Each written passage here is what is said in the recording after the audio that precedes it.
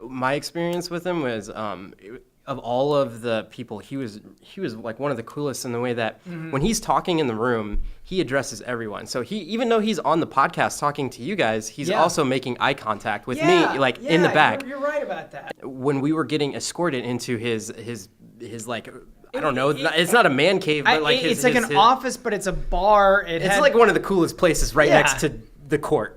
Yeah, no, it had one of those curved TVs, but it was like a like 100 inches, like that curved TV. Had a full built-in bar. Had like all the memorabilia of all these stars and politicians he's known and met over the years, and and the trophies and everything. You're just like, wow, why? Again, you're like, why are we here? Yeah, but I want to say the cool thing was everybody that we met on our way there had so high regards for him. And this was just like the janitor that was like right next to the door as we were coming in and we were like waiting. And then like the security guard, like, do you remember that? Yeah. It was so cool. Everybody was super sweet. And like, and they were sweet, obviously talking about him, but talking to us just shooting the just being really genuine articles. And like, you really do get a sense of people pretty quickly. And like, that's what I'm saying is like, we met an astronaut, we met Blake Bortles, a quarterback. Everybody's different, and everybody comes from a completely different background. And yet, what made a lot of them and most of them successful is very through line. I always said they all at some point had to bust their ass and work for nothing and had nothing assured to them. They all had to take a leap of faith on something that was completely unproven. And they all had to, I guess, sort of fail a little bit and be willing to accept that and kind of not let that bog them down. To let that be like, it's a growing thing. Like, all right, I did fail. That's okay. What did I learn from this? And Cuban had a thing he said that I loved, and he said, some people look at their jobs and they say, this is a waste of my time. This is a waste of my life. And, he's like, I was a bartender.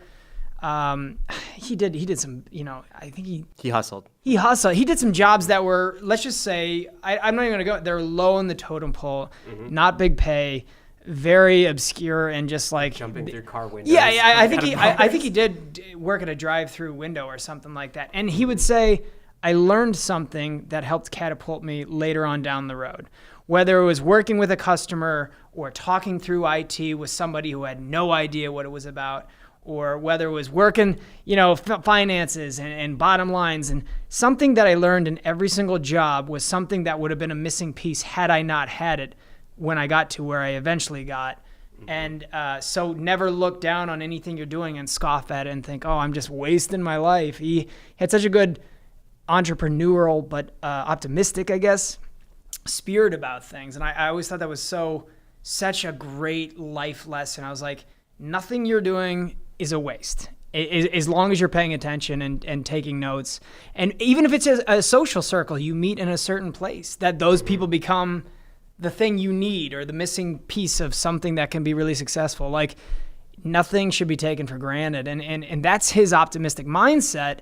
But I also thought it was a really brilliant mindset. And it was one of the great lessons. And I had that, and I mean, he's another, just fascinating read. It was an 80-page book he wrote about, like, I forget what it's called, to be honest. I forget the book. But like those things, like I take. It's how it makes you feel and what you get from it. And then if you can't remember the name of the book, it's like, all right, well, at least I garnered the information. That's what, but like everybody you meet, and you're probably just getting into this, but like you got to think about that. Like I'm an editor here at theCHIVE. I've done editing.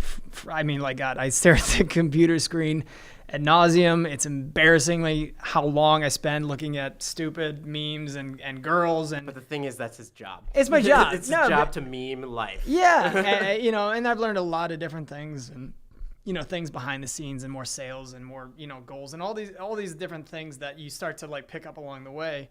But on these podcasts, man, you learn a comedian's mindset. You learn an astronaut's mindset. You learn like singers and musicians, like everybody. Like I said, there's always through lines, golfers and athletes, and there's a lot of through lines that are the same. But then you learn something completely new, And I think that learning process, and that's why I actually, as much as I hated doing the dossiers, because it took me, honestly, every dossier was an average of 8 hours, could be more, could be less if I'm reading the books. or like watching the movie and Oh, you're right. Yeah. I'd watch like a whole season of a show if I'd never like watched that person on that show and be like, I want to know that show. I want to like, I want to actually know it. Yeah. So like if I can bring it up, and again, I just, I want to earn their respect that I care enough to do that thing.